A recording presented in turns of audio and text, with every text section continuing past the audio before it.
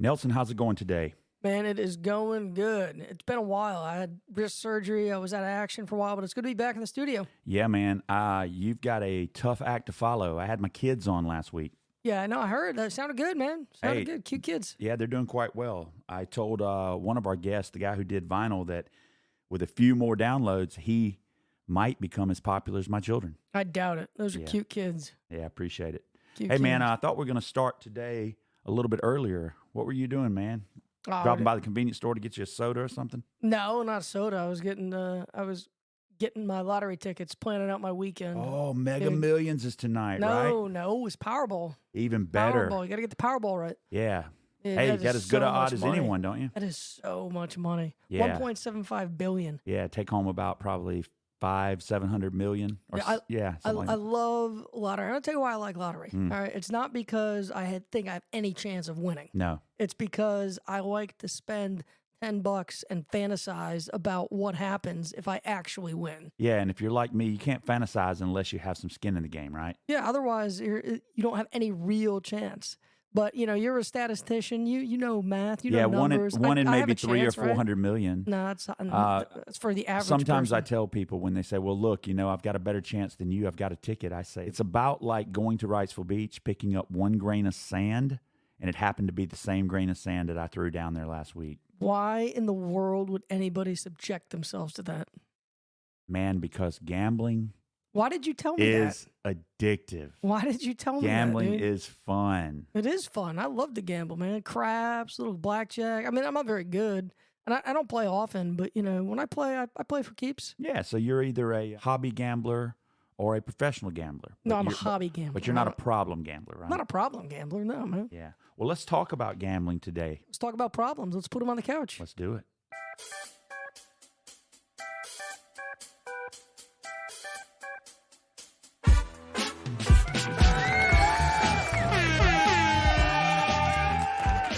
All righty then. What's up, buddy? Man, I am excited to have you back, brother. Good to be back. Good Jason to be seen. McCoy with you alongside my guest speaker. I can't call him a co-host anymore. He's not here Get enough. out of here. Get out of here. Nelson I'm a Bowyer. co-host. Co-hosting this thing. I'm driving for you. You're welcome. I don't know if the audience can tell, but we've got some new mics in the studio today. Hopefully we got them dialed in. Sure We're do. trying to cut down on some of this noise in and around my sumptuous studio, which is really just a right. glorified garage. We're kind of close to the airport, ladies and gentlemen, so every now and then we have to deal with military and commercial flyovers. I've got a neighbor that likes to mow his lawn more than once a week. It's well, When I used to work night shift, yeah. oh my God, people did that all the time to me. And it's not their fault. I mean, when are you going to mow your grass, right? But Right. oh, there's nothing worse than being home. Don't people know we don't work very hard? We teach. Don't people know that? They should. If Your they neighbor don't, then- should, yeah. right? I mean, dude, you're off 1:00. Aren't you done? Yeah, well, that's my problem, 1:30. man. I moved into a neighborhood where everyone else is already retired. And unfortunately, I don't have the money, because I am a teacher, to give I don't have the money to hire somebody to mow the grass for me. What, does your neighbor do it for you? No, he will mow a little bit for me, and if I, take off on a vacation and forget to hire somebody while I'm gone, he will do it for me. I mow my neighbor's lawn, but it's not because I like them. It's because they don't do it. Yeah, I get that. Well, gambling, man. Yeah, you gonna buy your neighbor a lottery ticket? What would you do? Who would you give money to if you won a lottery? You. All right, what are you talking? 10 million, 15? I mean, just at least a couple $100 so you can get some new a new mic and some a better new clothes. mic and some better clothes. No, I'm thinking about 10 million for you and your All right. family. I want enough so that you don't have to work anymore if you don't want to, or at least so you don't have to worry about college for your kids and retirement. I don't want you to have to work until you're 70. All right, that makes sense. I feel like by the time you make it 20, 25 years in, it's time to hang up your coat and do something else, maybe something a little more fun, go in a different direction. And money will definitely let you do that. Do you know only 5 states right now don't have a lottery? Yeah, I mean, it's, 37, 40? I thought it was 37. No, it's 45 have a allowed. state lottery. Oh, state lottery. I was thinking about online betting, online sports betting. I think you've Yeah, got. yeah, we don't it's have good that in 30. either. Well, It's good in 37 states now, along with Puerto Rico, Washington, D.C. I think there's 7 states that currently are looking at the possibility of passing the law. Do you, but here in North Carolina, that damn casino thing held up our budget. So, I mean, it's something that our legislators kind of want. A lot of them want, not enough, but a lot of them really want it here. Yeah, because they care so much about education. Oh, all the yeah. lottery Oh, money yeah, that we sure. currently Absolutely. have goes Yeah. to education. When I was on the board, we got that question nonstop. It's, hey, Oh, what are you doing guys- with all that lottery money? You guys have all that lottery money. So here's what it is. Yeah, right? tell us about that lottery money, Nelson. So, like 60% of it goes to things other than school. Only 40% goes to school construction. Mm-hmm. The other 60% goes to stuff that the state pays for. So, like your wife, right? She works for the school system. Yeah.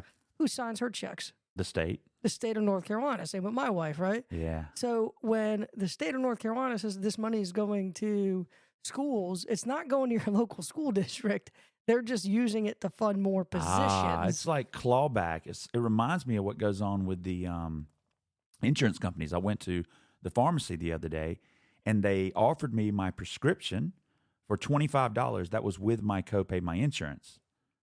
However, when I asked them what the cash price was in the event that, say, somebody came up, wanted this medicine, and didn't have insurance, they told me it'd be $10. $10. And I said, wow, does the pharmacy make more money when someone has insurance? And they're like, no. The insurance company claws back the extra. Wow. So the pharmacy okay. gets $10 either way, but Blue Cross Blue Shield in this instance would get $16 back. Wow. That's crazy. Yeah, it is crazy. Yeah, we got to. I don't know if we have a safe enough space to put insurance on the couch because I'll go postal. There's nothing I hate in this country more than insurance. No. Hey, man, speaking of winning that mega jackpot tonight, let me give you another way of thinking about the odds. Oh, please. Yeah, keep going. Do you remember those little combination locks that we used to put on our lockers in school? I don't even know if you guys had lockers when you were in school. Yes. Yeah. I remember, like the ones 3 to the right, so 2 it's to the like left. it was like 0 to 60 on that thing, and you had to turn it one way, then back the other, and then back then the you other. pass Right? the number. Yeah. I gotcha. gotcha. And basically you had 60 options for each turn. Right. So it could be 1, 8, and 12. So there were as many combinations you could create with 1 to 60 3 times. Tonight's $1.73 billion lottery drawing. Right.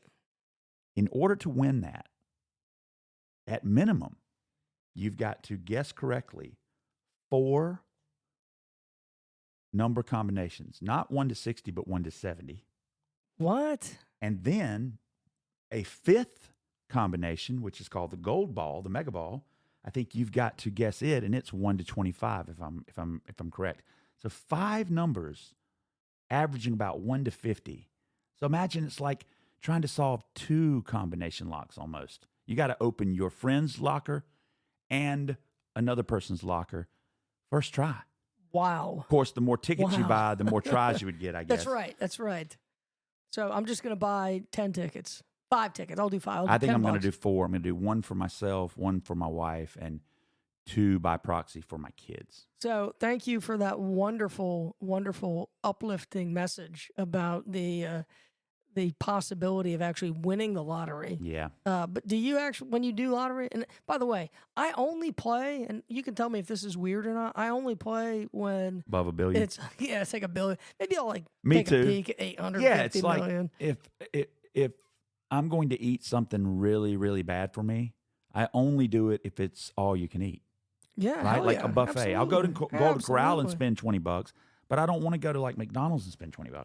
Well, do you think that there is any advantage to picking your own numbers? I'm glad you asked that. I laugh so hard because people are like, "Oh, let me pick this one." No, what are you I'm doing? so just glad you asked that because it reminds me of what I just started with. I said at minimum you got to select the right. I said at minimum you got to select the right numbers, right? Right. But if you want to win the 1.73 billion tonight and you want to win it outright, you want to increase the odds that you are going to be the only winner, you had better let the machine pick for you. Absolutely. Because here's the Absolutely, thing. dude. When you pick for yourself, you tend to use numbers that are things like birthdays and your birthday only goes like up to 30 or 31 days. Right. Most people don't pick right. numbers like 40, 48, 50, 59, 70. Now, what that means is if the winning number happens to be like 8, 12, 16, 22, and 28, there's a decent chance that multiple people will have written those numbers in. Right. Just because they're common, they're related to like birthdays and whatnot. So you're more likely to share a winning with people if you pick the numbers yourself. Well, what about people who are really good guessers? I don't know if there's a such thing as a good guesser. Yes, you do. There's not such a thing as a good guesser. No. There's no such thing Look. as somebody who guesses well. It's not a real thing. No, there is no such thing as a good guesser, right? I always laugh at people. No, Yeah. I'll pick it. I'll pick. Oh, you go ahead. You pick it. You Now, do I you. mean, maybe guess someone's weight, guess someone's age. I mean, the carnival barkers, I've seen that before. Hey, come over here. Let me guess your age. Let me guess your weight.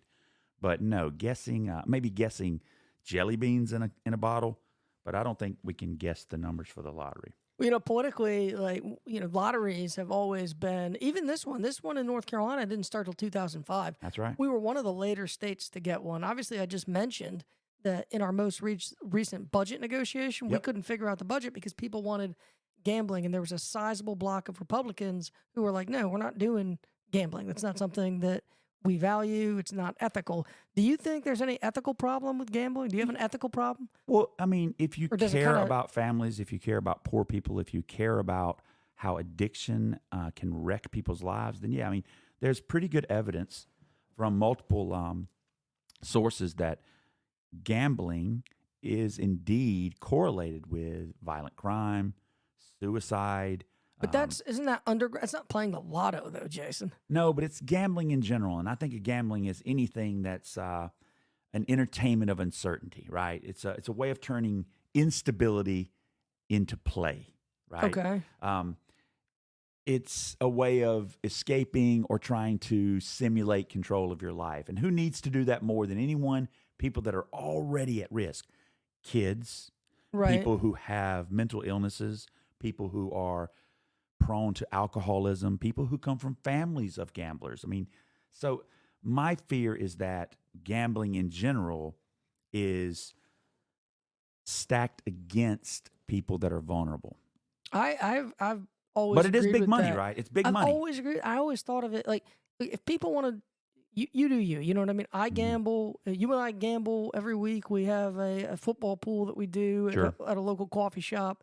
We bet $10. By the way, I did take the Dolphins on that double or nothing, so that Yeah, we're zeroes back- us out. zeroed out. But what are we doing? $10, $15 top. Yeah. A big thing we do for the Once a week, once a month, yeah. I think the biggest we've ever bet was $20 on the NCAA tournament, Sure. which of course you also lost. I Yeah, mean, of course. I think it's important for our listeners to know who won that. Hey, when you're gambling on your favorite team, what I do and what you should do, according to psychology, is you should always gamble against the team you love. Yeah, I've heard that before. This way, if you lose, Yeah, if you lose, then you still end up with a pile of cash. right. But if you Right. do win the pile of cash, that justifies the fact that you bet against your team. Can I tell you something though? And I'll be honest with you.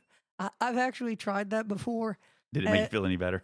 No, not really. And I'll be honest. Well, that's because you bet on and like terrible teams like the Giants. right. But when I'm watching them, like they're if let's say I have a parlay, like let's say I do a 3-team parlay. My dad and I do it every week. We put $25 on it. We do a 3-team parlay. This is starting to sound like more than just a casual gambler now when you start using words like parlay. No, we each split $25. We pick 3 teams. We argue about the teams. But an average person doesn't know that term, parlay. Okay, so let me break it down for our listeners. A parlay is where you marry up a bet with another bet, or in this case, we do 3-team parlays. But what it is you have to win all 3 bets in order to win the bet for a week. I see. So it's difficult, but it has a really high payout. Yeah. So and let's face it, it's the risk that is so attractive, isn't it? Oh, it's a lot of fun. So we'll do most of the time we can get 1 game. Oftentimes we'll get 2 games, and we'll have that 3rd game, and we'll have let's say a $50 bet. Right.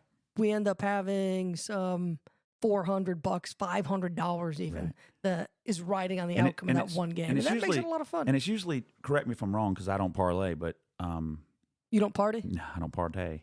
The longer the odds, the better the winnings, right? The longer the odds, the better And the so winnings. some people like to parlay strange combinations from my understanding, right? You'd want to like parlay, hey, the Giants are going to win this weekend, even though they're up against a pretty good team, and we're going to go ahead and bet with the Broncos and the Panthers. I mean, if you do something like that, And they that all would win. Pay out, that would pay out really, really Yeah, big. that's Buster We don't- Douglas over Mike Tyson there. Yeah, we don't get that aggressive. Okay, yeah. Sometimes we'll pick the favorites. Now, like, my understanding is that the favorites don't always win, so it's not a bad idea to kind of go with some underdogs. no, you got to go. I mean, it makes it more fun, but sometimes, if we're in a rut, we'll just go heavy on 3 favorites. Mm-hmm. And, if you bet $50 on, let's say, 3 teams that are heavily favored to Mm-hmm. win, you're still going to clean like $70, $80 out, but you got to win all 3 games. Hey, So, let me drop this truth bomb, this crazy statistic on you. Yeah, it hit me. When it comes to underdogs winning, there is one time a year in NFL football when they hardly ever win. Was that week 1? Thanksgiving Day. Really? Isn't that crazy? That's Thanksgiving Day. I'm not That's sure weird. why that is. Maybe it's because the same teams play and they kind of get used to it. It's in their culture. However, 74% of the time, I think, since we've been keeping score on Thanksgiving Day, the favorite has won. That's weird. Yeah. That's weird. So I guess that means the Cowboys are going to lose again this year. No kidding. Oh, Oh, yeah, the So Cowboys. So if beside- you're just joining us, ladies and gentlemen, today's topic is gambling. yeah, besides the lottery, besides sports Mm. betting, got anything else? Like, here's another question I have for you. Mm-hmm. I've heard that when you actually go into a casino, Mm-hmm. that it's like psychologically engineered to keep you in there as long as possible, keep you gambling. Is that bull? That's that legit? absolutely legitimate. But you know No. what? It is legitimate. Everything is designed. Look, there's a team of design engineers, product design engineers that probably graduated from Stanford, where all the other with a Silicon degree Valley. in psychology? No, degree in product design, believe it or not, who have not only engineered the environment and the bells and whistles, the sounds, the lights, whatever in Vegas, but they've done the same thing to these little computers in our pockets. Which, Oh, by hell the yeah, way, that is true. Which, by the way, That is true. are doing more to addict us than the mafia and the Sackler family combined. For those of you who don't know, Sackler family was the ones over Purdue Pharma, which basically addicted a whole generation of people to opioids. At any rate, this little machine in your pocket, and I dare say almost every American's pocket from what, age 12 on, Yeah. is doing more in terms of tickling those circuits related to addiction than any mafioso, than any drug pusher, any cartel has ever done, I would argue. That's interesting. Yeah. And it's funny because a lot of people use those little devices to gamble. I have a buddy who just swipe Sure. all day. Well, you know, And I mean, he can lose, $4, $5, Right. $6,000 in a day and not bat an eye. So No. this is sick. and it's sick because that is the business model of gambling. It relies upon addiction. And what is addiction but neurochemical interactions in the brain, particularly in areas that handle pleasure? So it isn't surprising that addiction to video games, addiction to gambling, addiction to sex, addiction to shopping, addiction to drugs have so many similarities from So a neurochemical are you at perspective. Are you at risk? Are you at greater risk of becoming a gambling addict if you're a drug addict or an alcoholic? Absolutely. Really? Yeah. A lot of people ask if you're have a certain personality. Is there such thing as An addictive personality? So no, it's not black and white in that way. There are more variables. And basically the more of these variables you have, the greater your risk of being a compulsive anything. For instance, having pre-existing mental health issues puts you at greater risk for impulse control disorders, gambling, a la drug addiction. Having substance abuse problems puts you at risk. Being a member of a family that has members who also have these kinds of problems puts you at greater risk. Really? Yeah. I did not know that. Now, what puts us at the greatest risk is Winning. the very Winning. No, that's funny.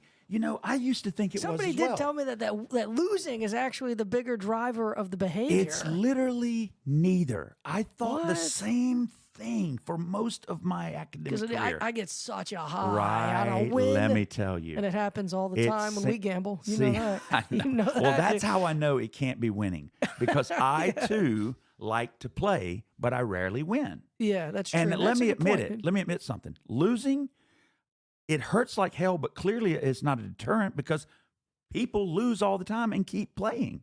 It turns out the human brain is engineered by evolution to be motivated by playing.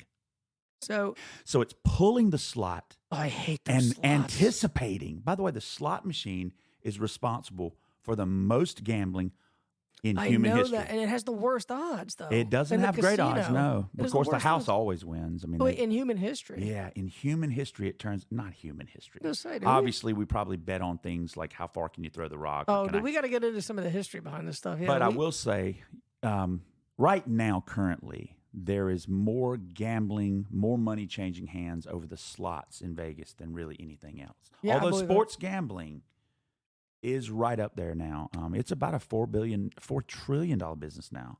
It now surpasses all revenue from movies, books, and I want to say music. Did you hear about? Have you read all the stuff about Phil Mickelson? Absolutely. This guy's gambled billions. He gambled $1 billion with a total loss of $100 million. Of course, the guy's worth probably $500 million. I don't care how much you're worth. That's a big hit. But you know what? In some ways, we're gambling with everything. We're gambling with our health. We're gambling with our life when we take a low-paying job. That's not or the when same we take thing. a college major not that's not going to give us a job. It's I mean, no, it's not the same thing. But let's face it. In this capitalistic, commodity-based economy that we have, that's now global, is there really anything that we can't bet on, that we don't bet on? We do bet on everything. The only look thing, at the commodities market. Now, you can literally bet on anything. Right. The only thing that is a vice nowadays is just being broke. You're as long as you've got like money, talents. you can bet on anything you the want. The gospel of talents. Yeah, absolutely. And speaking of gambling in sports, can you remember just 20, 30 years ago? Hell, maybe only 15 years ago. If you mentioned the word gambling as a sports commentator before, during, or after a game, you would be shunned. You'd be kicked off the airwaves. Now, routinely, they give you advice. Charles Barkley is telling us what the odds are that someone's going to kick a field goal. He's in bed with DraftKings and other celebrities like Jalen Rose has a contract. And FanDuel. And all I can think about is poor Pete Rose. Dude, that's totally different. It is you cannot not Pete different. Rose me. That is 100% different. How he so? bet on the games that he was managing. Guess what? That's totally different. Every single coach in the NFL, every single owner, every single freaking player can bet on themselves. In fact, hold on. We got two different arguments. Are you saying Pete Rose should be in the Hall of Fame? Because I'm with you there. 100%. I'm with you there. And he also shouldn't be shunned, or he shouldn't be like the nose turned up at him because he gambled. Oh, no, I will turn my nose up all day. No way. So let me ask you, and if a running back in the NFL this week, I met Pete Rose. If a running back in the NFL this week is betting on himself in fantasy football, that's totally different. What if he's betting against himself in fantasy football and he's on the field taking 3 touches I have a big problem with it. It happens. I'm sure it does. Prove it doesn't. It absolutely. There's no rule right now that says you can or can't. I like that. Right. Bet. So just terrible. We'll forget Pete Rose did anything wrong. Yeah, we we'll should. Forget he sabotaged his own team. I think you're going a little far with that. There's no evidence that he sabotaged his. Oh God, he was the player manager. I don't care what he was. He had control of the personnel on the field and stood to make money if those players performed poorly. Come on. The networks have control. Give me a break. The networks have control. They are in bed with DraftKings and all of these other betting. Well, what do you mean in bed? How do you know that?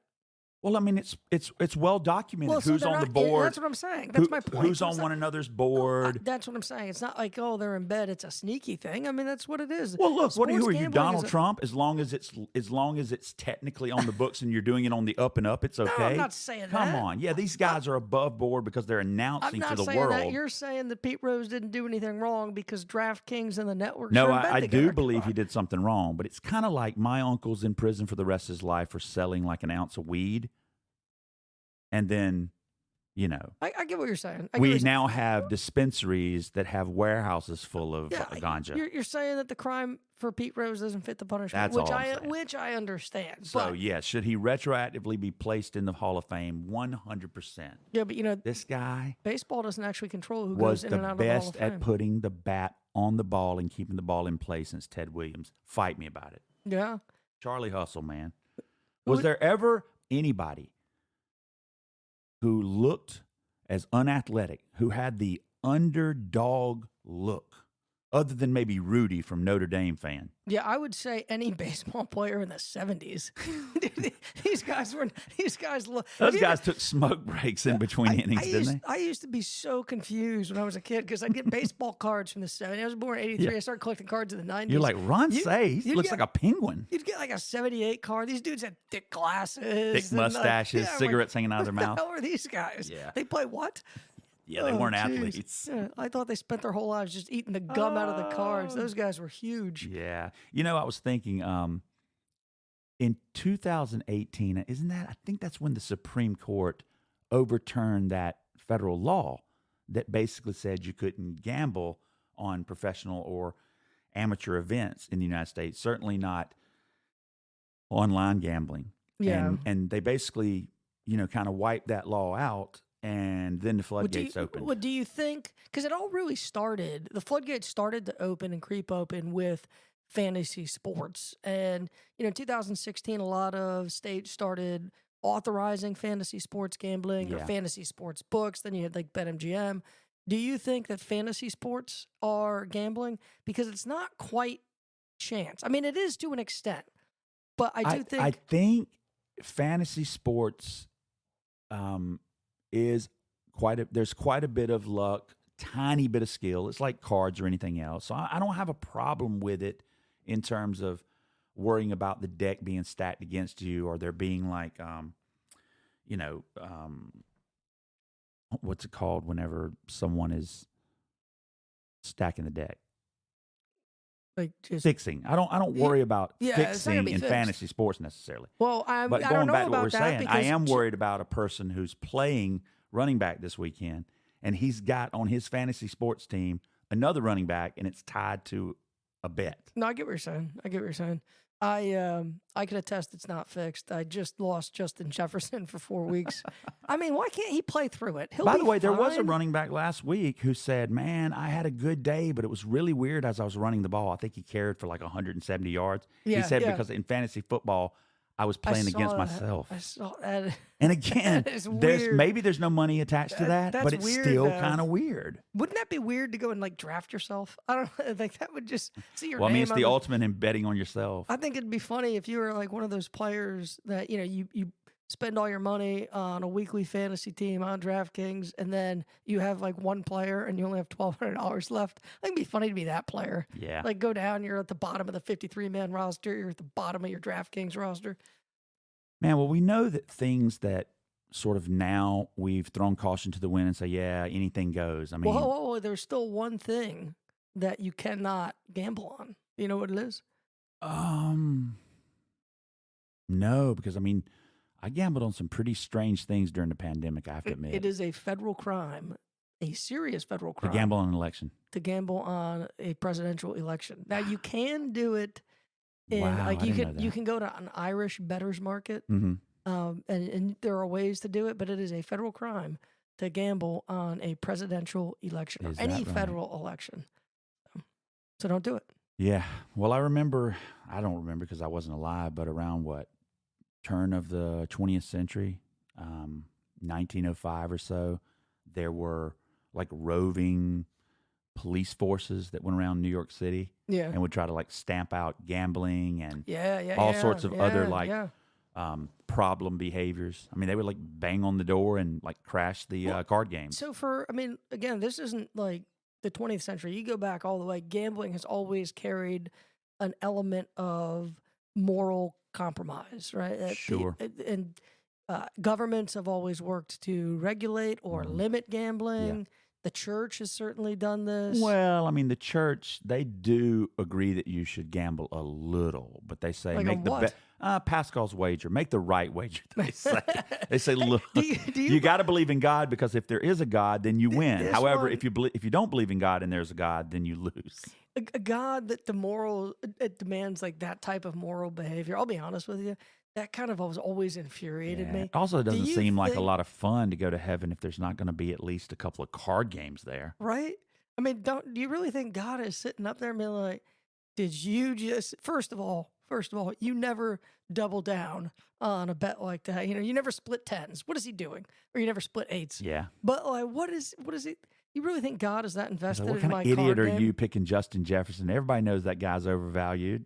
That was my first overall pick. Of It course was it my was. first overall. I guess I'm going to hell. No, but apparently you believe in Kirk Cousins a little more than most people I don't do. believe in. I believe He's in not bad. Jefferson. He's I not believe in bad. Jefferson. You know, he's thrown for like the second most yards and second most touchdown passes in the last 3 years. Yeah, just to other people You on the other team, right? Don't hate on Cousins. No, I think he's In the a decent words of quarterback. 21st century philosopher Taylor Swift, haters gonna hate. Yeah. Tell my daughter. So my daughter will listen. I just dropped a Swifty reference. Yeah, so your daughters probably are watching football now because Taylor But do Swift you put think you don't think there's any? Is there a reason for governments to get involved here or to re-engage? I mean, do you want to see? You said throwing caution to the wind. Do you want to see this expanded even more? Yes. Why? Because I want all drugs to be legal. I want prostitution to be legal. I want all these things Sounds that like we you're call ready for spring break. No, I just want all of these things that the government's trying to regulate and control to be legal so that it's not a regressive sort of punishment or fine on average ordinary people who are the most vulnerable to begin with. But Look, it is. let's admit it. If a rich person gets legalize- caught doing drugs, buying prostitutes, or anything else that we consider illegal or taboo, within reason, they're going to get a slap on the wrist at best because they can get themselves out. They know the system. They can pay for the right attorneys. But my uncle, who's in prison for life after selling a couple of ounces of marijuana, again, I don't really have an uncle that's in prison for life. However, he's been paroled. it wouldn't be that big of a sentence because most of my uncles die in their 40s from diabetes or lung cancer from smoking. Did they gamble? I'm sure. Yeah. They gambled when they first This is my problem. when they first took that hit of a cigarette. You know, my mother used to own two casinos. Two I mean, they casinos. were essentially casinos. They were two gas stations. I mean, the bet on gas paid every time. The bodega. But she would, I'm telling you, she would see people come in on payday Yeah. and just Drop like, it all. give me the scratchy lottos. Yeah. And they would sit there and just card after card after Yeah. card after card. And they'd blow half a paycheck. Of course. I mean, but what's the allure, and huh? that's gonna we're gonna say, okay, well, that type of addictive behavior, placed upon people who really shouldn't be doing it, who can't afford to do it. We're gonna use that to fund our schools. Well, you know, I mean, why don't we just tax people more to fund our God, schools? we used to sell cigarettes, and there wasn't a warning label on it. We found out that these companies who manufactured these cigarettes had internal documents that not only let the world know they knew, but that they were exploiting and that they were trying to make cigarettes more addictive to the young because they knew that if they could addict you when you were young, they'd have a user for life. Well, let me ask you a stupid Today, question. we know that young people are way more vulnerable to gambling than older people. And once they start as a youngster, it's more likely they're going to continue throughout their life. Now, what I mean to say is, at the very least, these companies, these television broadcasts, NBC Sports even, the Jalen Rose and Charles Barkley's of the world, I feel like they have an ethical responsibility to create that little disclaimer that says, hey, but sports betting can be problematic. Neuroscientifically, it's no different than drug addiction. The idea that children, young people, are watching NBC Sports and Charles Barkley is adorable. No. They're not. No, that's not why they're gambling. That's not why they're What I'm gambling. saying is Again, they're those gambling. disclaimers need to come from somewhere else. No, that's a place that it can come from. It's Just to gotta come remind, from your just to phone. remind It's my gotta come- parents that they need to be supervising these phones a little more. Right. Yeah, it definitely needs to come Right. from the phone. So- But again, I mean, we shouldn't play naive, like, everybody to himself, and every person needs to just regulate themselves, and let's be the libertarians and make sure everybody has the right to make any decision they want. I mean, When sometimes does- the deck is stacked against you. I'll tell you what I want to Poor do. people can't make the right decisions because they are vulnerable. The uneducated can't always make the right decisions because they're uneducated. The addicted, the person that's already been addicted since childhood themselves, they are wrapped up in the throes of all of this. Right? Right. To the addict, there's this possibility of a better way, getting back to normal, having a better life. I feel like it's kind of like Schrodinger's kitten in physics, right? If you don't look in the You box, lost is the me. cat dead or is No. it alive? The argument is if you don't look in the box, you don't know if the cat's dead or alive, so the cat is actually both and neither. Likewise, if the wheel is spinning from your pool, if the balls are spinning from the lotto night, right? You are avoiding reality and you don't have to face any consequences in your life as long as the wheel keeps spinning. It's so funny because a That lot of is times gambling. that's so funny because a lot of times in the morning, like because I don't stay up with the numbers. I mean, I do. You when don't I'm look doing at the something. winning numbers I right away, do don't. you? I just like You want to hold on. I just want to hold on to that right. belief, like, That feeling. Maybe. So as you're scratching, you can imagine what's happening neurochemically. Yeah, you're actually It's the thinking, playing. hey, I could be. I could My be a winner. life could be totally different right now. I just don't know it yet. I'm this close to finding By out. the way, that's why I whether or would not my never, life has ever, ever changed. watch a game that's already been played, like I on can't tape do that delay. either. I cannot do that Because either. there I've tried. needs to be the possibility that the outcome can be something other than what it already is. is. Yeah. I'm so with you there. By the way, I It's so think I've told interesting. you this before. I was at a person's house once. In fairness, he gets a pass because he's not from America. You may even imagine who I'm talking about. He had us all go over to his house for a Duke UNC game, right? Okay. So we're all sitting around in the living room having drinks, watching the game, and, you know, people are dropping threes and missing and going to the foul line. And at some point, a person sitting over in his kitchen area screams out, "Yes!" as if one of the teams have scored, right? But as we're all watching on TV, it appears as though that hasn't happened yet. What do we know? He said that he had paused the network so that he could run through the commercials during the game before we got there. Oh. We were watching it like 10 minutes behind or even 5 minutes, but people were livid. Oh, I'd be so pissed. I've been rooting for something that could not happen. I would be so Psychologically, I need to believe that my rooting, that my superstition, that my finger crossing, that my prayers can Right. work. Well, I mean, when people go to casinos, they have all sorts of business. Oh, I'm going to sit on the third pull machine, the third slot machine to the left. All kinds of and- superstitious And on beliefs. my fourth pull, I'm going to, stick my tongue out. People are like, By the way, I get it because, frankly, it's The illusion possible. of control. It's possible that something you do might change the outcome. It's not likely, but I guess theoretically possible. So what right? you're saying is in terms of particle physics, I guess it's somehow possible. it's about However, as if the likely as event's winning the already happened, lottery. but if the event's already happened, there's no way. Right. No, No way. exactly. Yeah. So look, let's take a quick break, and then I want to come back. I want to talk about when a gambling problem actually becomes a problem. Yeah, let's do that.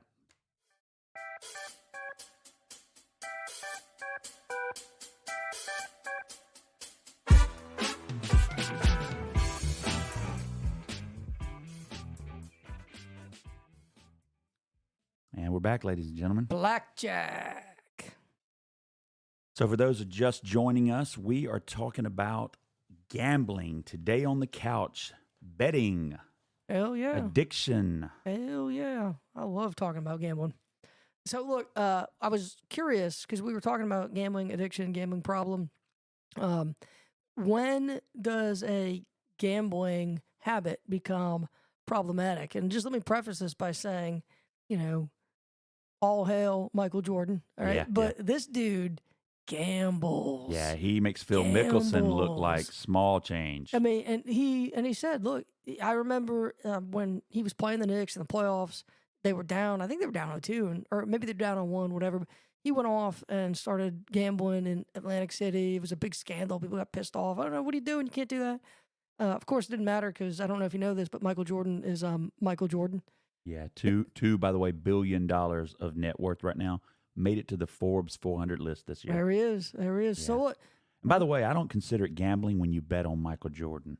Oh, it's a So sure if he thing, was betting buddy. on himself, It's a sure thing. that was honestly like easy money. He's That's playing with house money. easy money. That's like going and playing blackjack when you can count cards. By the You're way, winning. that will to win, yeah. I've never seen another athlete other than maybe Tom Brady and Kobe Bryant Yeah, but that has it. he talks about it, and he says it's not just a will to win; it's a will to compete. He said, Yeah. I'm not hurting. My family's fine. My Mhm. kids are doing good. Just What likes do to you compete. care what I do? Like, Well, there you go, right? I just need the high that comes from Well, there you winning. go. So Which is the high that comes from competing, you mean, playing. playing. We just Having need to be skin putting in the game. work. Having Look, skin I in think the game. Kobe, he said it himself many times. He was addicted to going to the gym and throwing the ball up to the net when nobody's around. Oh yeah. 2 in the yeah. morning, he goes, man, I got lots of satisfaction.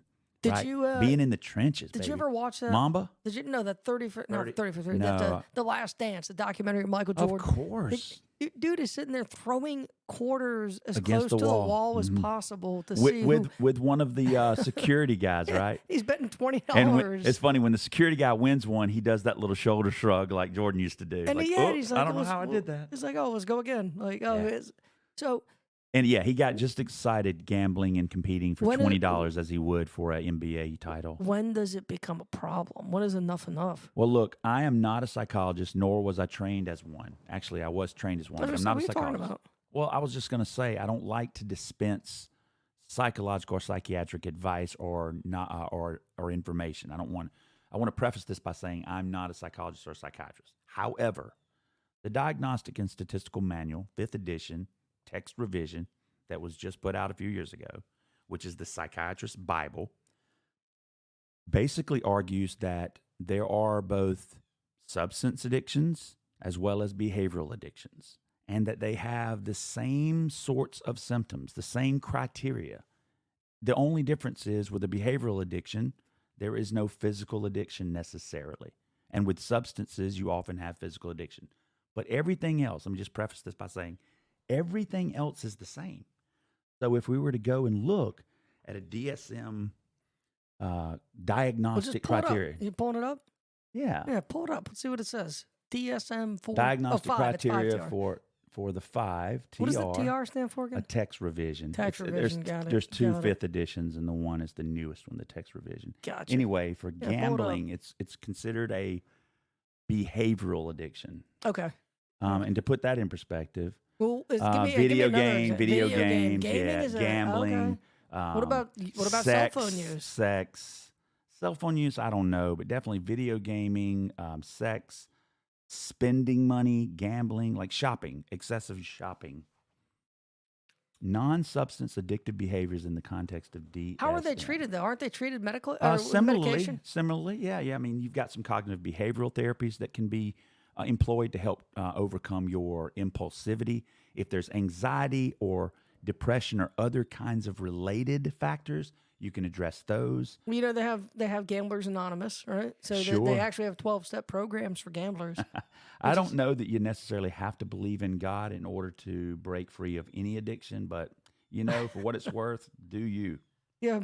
What about don't they have Sex Addiction Anonymous? Don't they have like Sex Addicts Anonymous? Yeah, Sex Addiction Anonymous. They have Sex Addicts Anonymous. Yeah. Right. They have all these. So all these behavioral addictions. I guess what I'm saying is they can be treated very similar to alcohol addiction. Yeah, exactly. Or in fact, narcotics there are some medications that we now know kind of incidentally can be used to reduce the impulsivity or the obsessive compulsiveness associated with things like compulsive gambling. For Really? instance, we just found out recently that drugs like Wegovy, Ozempic, there's new weight loss drugs that are really meant to treat diabetes, but we found out that they incidentally will help people refrain from eating as much. Right. We're also finding that those people who are on Wegovy and Ozempic report that they don't have as great an interest in shopping anymore. They don't have as great an interest in gambling. So it's actually sort of a incidental side effect that they're actually less impulsive about other things, not just eating. But what if you have a healthy relationship with like sex or gambling? Does it can it? Yeah, does we it don't have diminish that. too? No, it's not You can't, dialed like, in that dial finely, in, right? like, We keep don't. it there. The medicines I don't like that discriminate too. quite that well. That'd be Okay. nice, wouldn't it? Where you Yeah, could it'd just be kind of awesome. go and pick the impulsivity pill for gambling, but don't pick the one for sex. You still want the one for sex, but not for gambling. Yeah, exactly. No, I don't think it works that way. Our brains Whatever. aren't quite like a Swiss Army knife, right? Yeah, yeah. There's not a part of the brain for sex and a part of the brain for drugs and a part of the brain for the same gambling. part. It's kind of the same part. system at Same least, system. right? Yeah, sure. We refer to it as the pleasure pathways. Yeah. And dopamine, the chemical that you probably heard of is associated with pleasure, is very much associated with the formation of addictions, both pharmaceutical or drug addictions, as well as non-substance or behavioral addictions. And by the way, we used to think dopamine was released differentially when you won, and maybe it would fall whenever you lost. It turns out that dopaminergic activity increases again when you're playing, when you're pulling that slot, when you are yet to discover if your efforts have proved victorious or have proved that you're a failure. But they have to diminish rapidly when you discover. In fact, because I've seen grown men go to pieces in a casino. Little puddles. Did you know that 10% of men report this strange existential depression, this reduced mood following orgasm? It's called a post-coital treatise. Treatise is French for like a depressed mood. What we believe is that they are sensitive to the dopamine drop that occurs right after orgasm. Really? Yeah. And it feels not clinical. It's not like clinical depression, but it is close to that intensity. The good news is for most men, it doesn't last that long.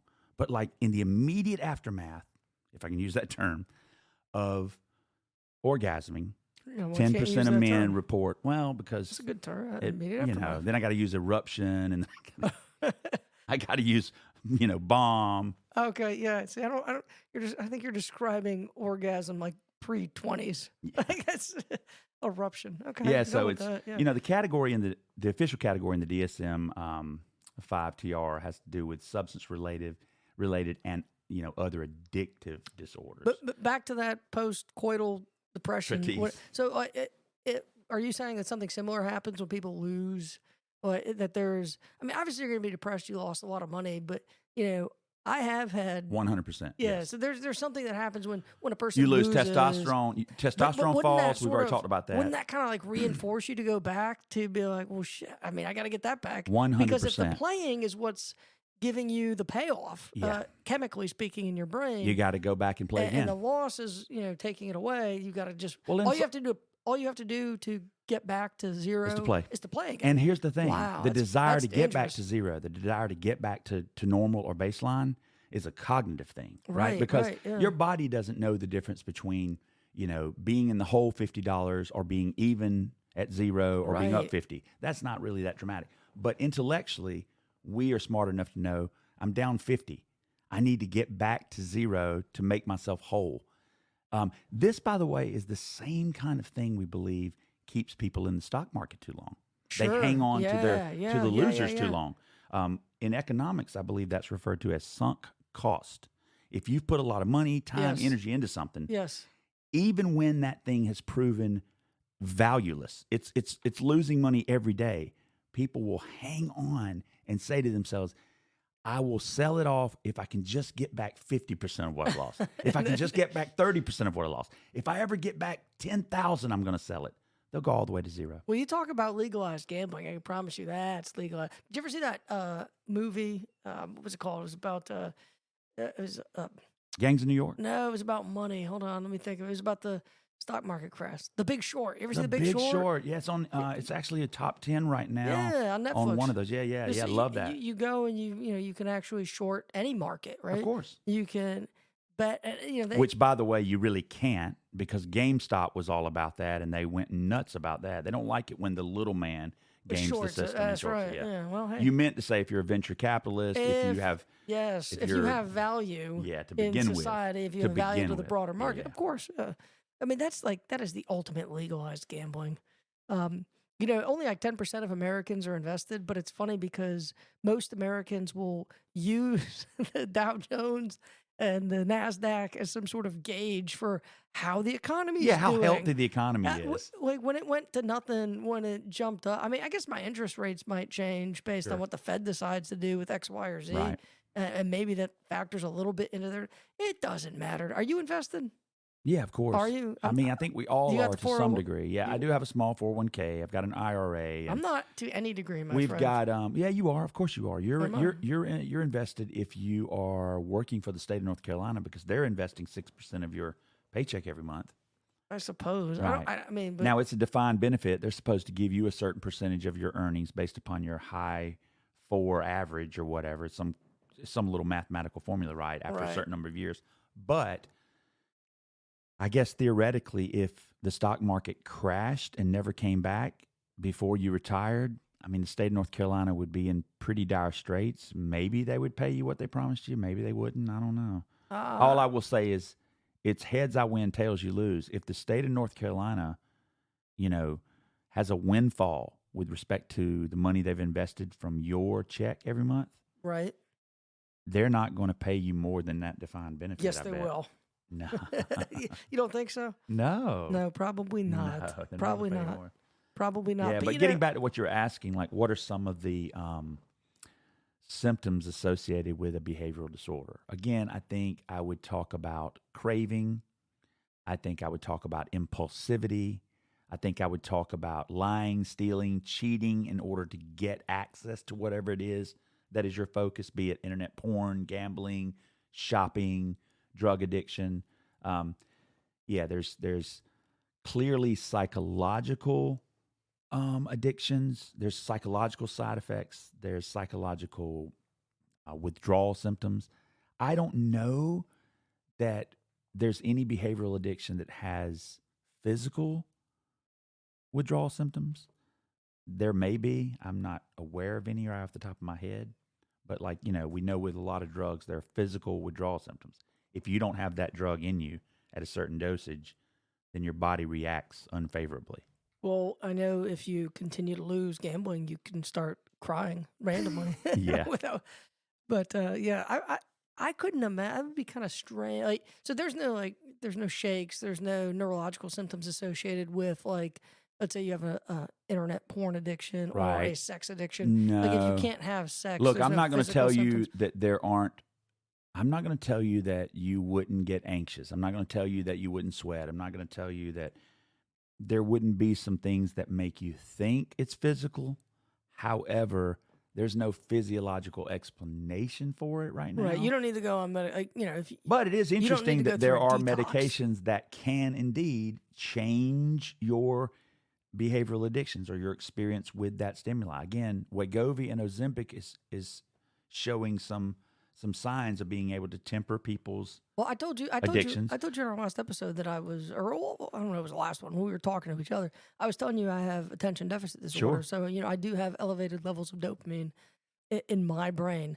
Do people with attention deficit disorder Are they more likely are they to gamble? more susceptible to Yeah. not just gambling, but Any impulse control any problems? type, alcoholism, drug Yes, addiction? yes, Are they yes. really? Yeah, it's correlation, not causation, but yeah. Sure. Because to the extent that ADHD is indeed a psychological disorder, whether you like that term or not, I already said that one of the sort of precursors or one of the correlates of gambling addiction, hell, one of the correlates of most addictions, whether they're behavioral or pharmaceutical, is indeed having a prior history of psychological dysfunction. Right. And that includes, but is not limited to, if you've got an anxiety disorder, Right. if you've got a mood disorder, if you've got a personality disorder, if you've got, a what's called neurodevelopmental disorder, which we used to call pervasive disorders of childhood, I think, in the old DSMs. This is autism spectrum, ADHD, and the like. All right. So look, while we wrap up here, Oh, before I do, Yeah, I want go to ahead. mention there's one other sort of little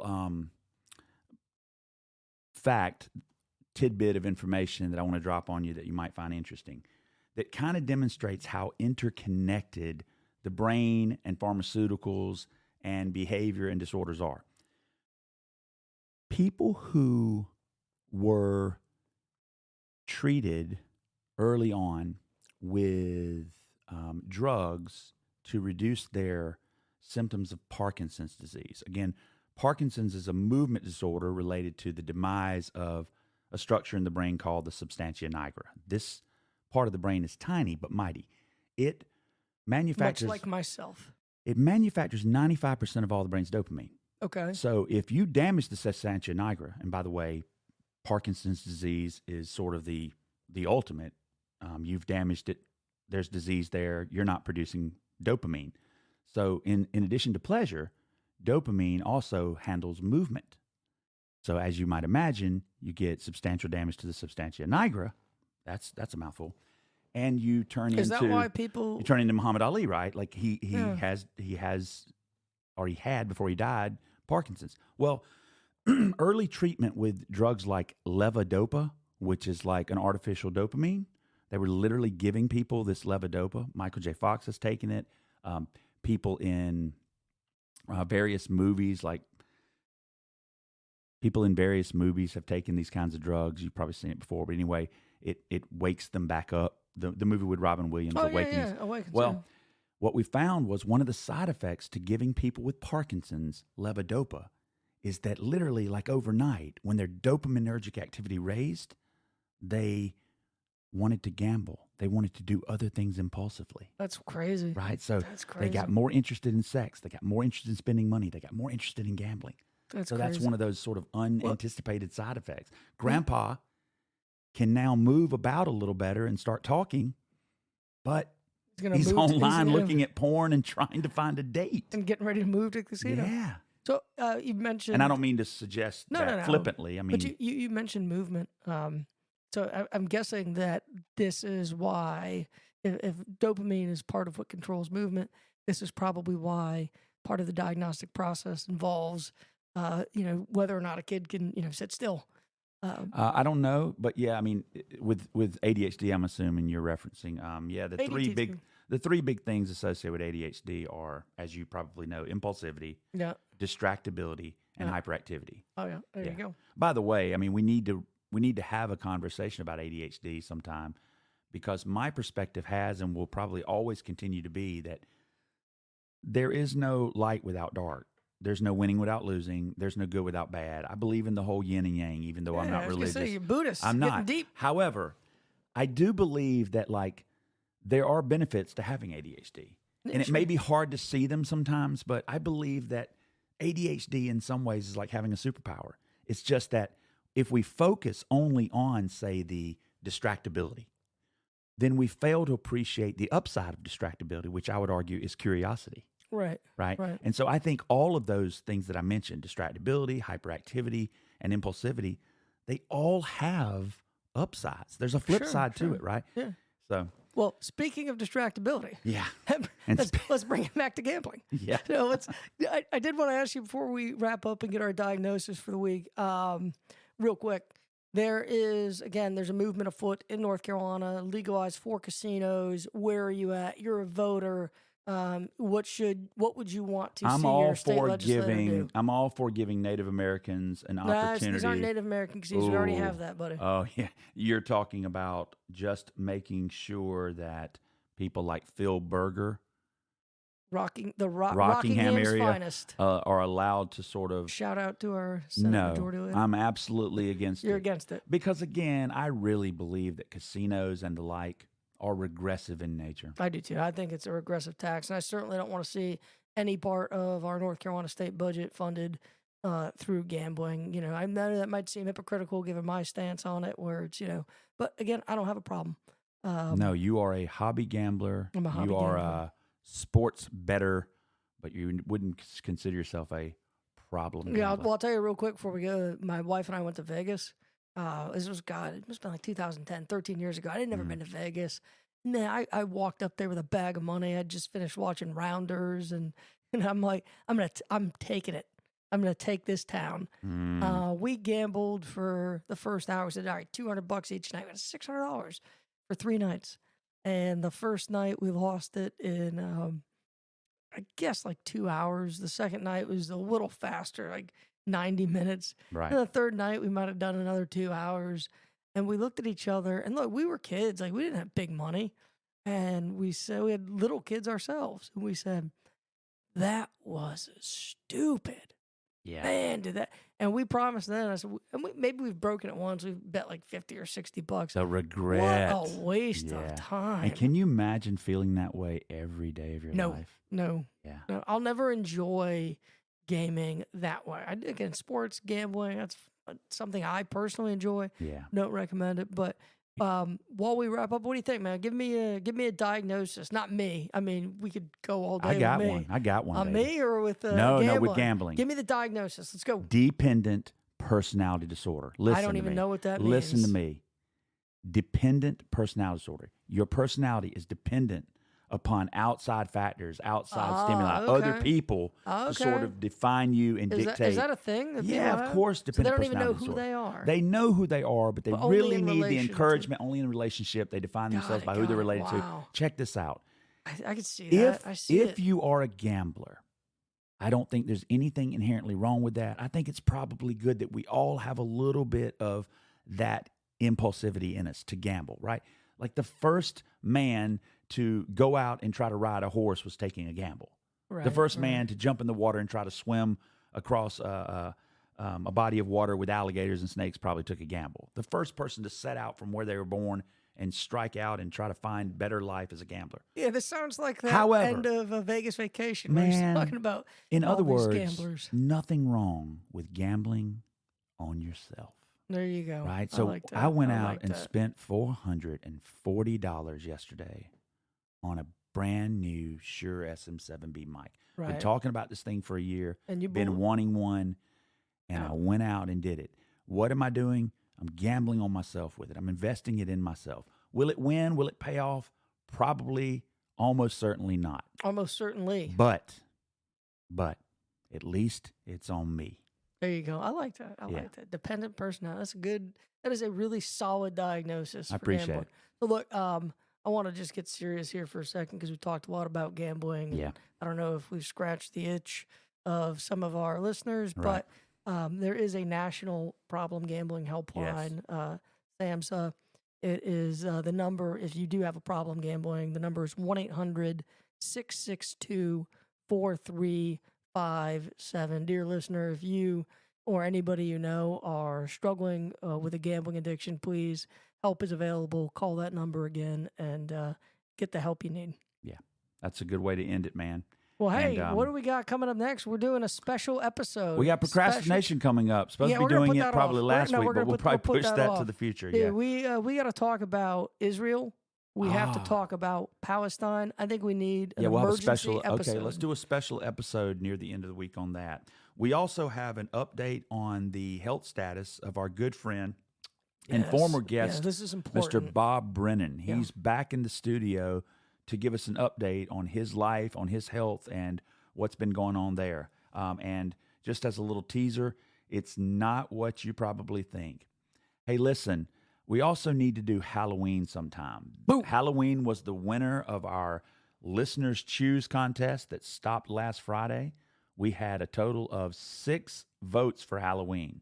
Yeah, I can slay Which, by the way, some was Halloween about history. 4 more votes than any other concept or any other topic. So we're going to do Can you do some Halloween. good psych on Halloween, like the metaphor of mask wearing and all? No. I'm gonna slay. Dude, I'll be the history. DJ. I'll do the Flying Purple People Eater. I'll play the Thriller theme song. That which, purple by the people way, that's not scary. I know, It's not but a it's scary you song. know, not everything's got to be scary for Halloween, does it? I had a costume kid come up, a trick or treater come up with a blade of grass. I wanted to put that kid in my grass. What was he? What did he say? He was a blade of grass. Oh, he's a blade of grass. Yeah, he just came up. He was like a 7th or 8th grader, like one of the. Oh, I'm green. I'm green. Yeah, I went to an event one time as a semi-adult. I think it was in grad school. And this guy, let me tell you how much effort he put into it. He had like whiskers painted on his face, and he was holding a tree branch. And you know what he called himself? An idiot. Tiger Woods. I hate that. I hate those. Like, this is not. Oh God. All right. Well, we'll do Halloween, and I will. I'm gonna slay. Hey, we'll see you guys next time. Thanks for Later. listening. Have a good night.